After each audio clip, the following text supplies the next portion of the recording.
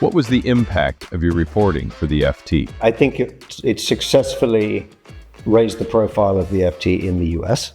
Pick a story or a theme and you concentrate your firepower on it to the exclusion of the competition, and you own it. And I think that's what we did with that story in Chicago. There's a reason why the Wall Street Journal is called the Wall Street Journal, because it had long owned coverage of Wall Street. Chicago was ripe for the picking, I think the FT probably felt, as a rising financial market story that the East Coast didn't necessarily pay too much attention to. Yes, you had the New York Board of Trade in New York, but it's not quite the same thing. So I think there was an opportunity, and I certainly saw this opportunity myself, regardless of what the FT may or may not have thought. I thought there was a great opportunity to own the story out of Chicago, which, by the way, was a globally important story. It had global resonance for obvious reasons that you will remember from the time. And so it was a transatlantic story too, with the Eurex competition with the Chicago guys. So it had all the elements of what the FT is very good at. And so I think the impact of it was that we really made a mark with that story globally.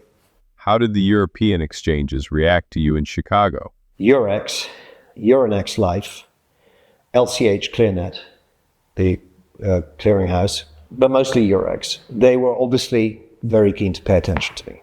They were much more familiar with the FT and the power of the FT, if you like. And so they were very keen to make sure I knew where they were coming from, which is natural. I mean, if you flip it the other way around, let's say the CME was trying to take on Eurex in Frankfurt. You were going to find that the Frankfurt-based Wall Street Journal correspondent was going to get a lot of attention from the CME, probably, if in that scenario. I got the odd scoop, actually, on the Chicago exchanges, actually, in particular around things like when the Chicago Board of Trade was really in the thick of the fight with Eurex. They were doing a lot of things around dropping prices, coming out with new products.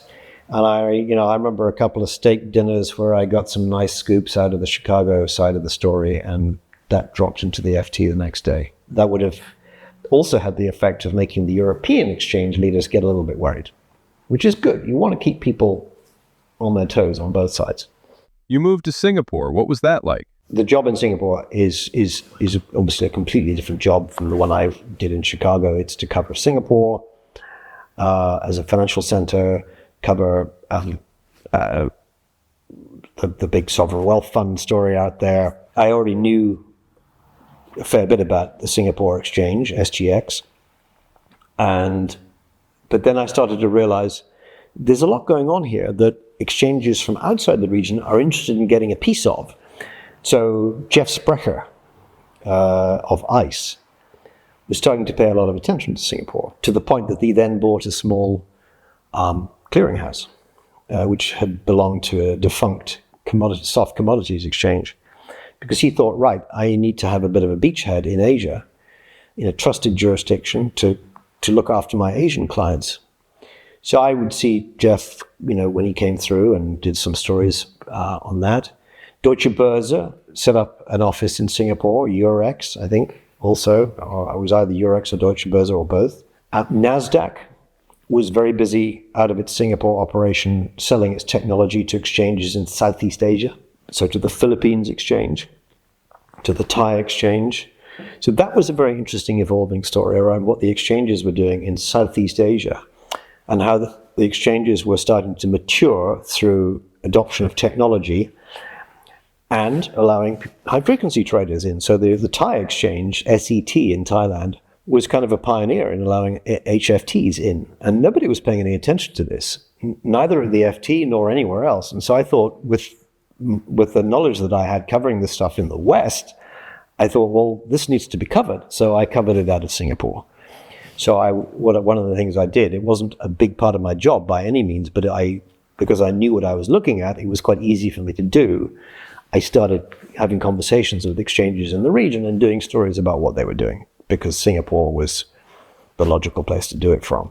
So I think it's fair to say that in a small way, I added to the FT's coverage in Asia by doing that.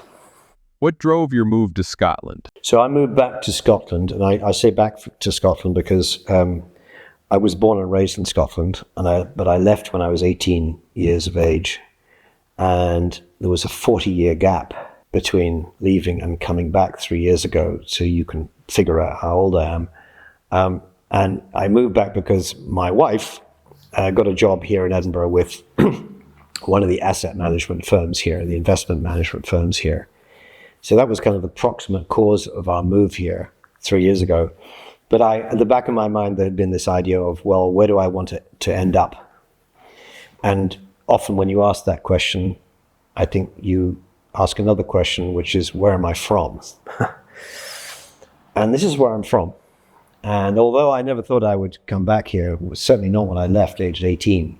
It made a lot of sense for me to come back to where I'm from. And my mother is still around, and it made sense also to come and be closer to her because my siblings are in London. So I'm the only one of the three who is up here, and that feels very good and very right. What do I do here? I continue doing what I've been doing for the last 5 years, which is I'm a freelance content writer. I write content for corporates and financial services institutions. So that's not journalism, it's just a sort of corporate content, the thought leadership, sometimes it's called.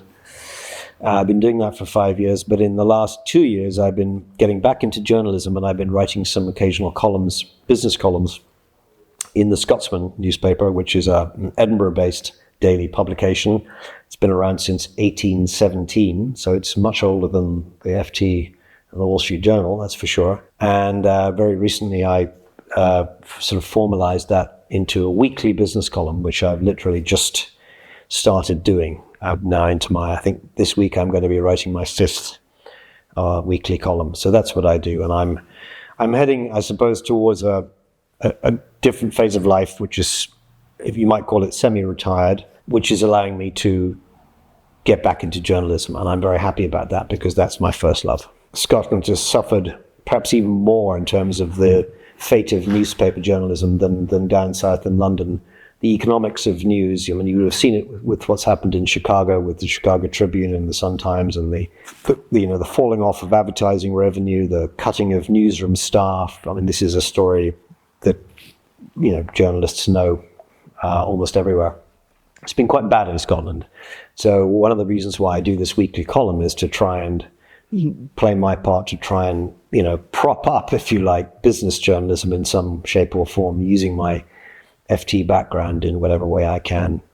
And that gives me a lot of satisfaction to know that I can do that. Is it going to save business journalism in Scotland? Obviously not, but at least it might help in some way.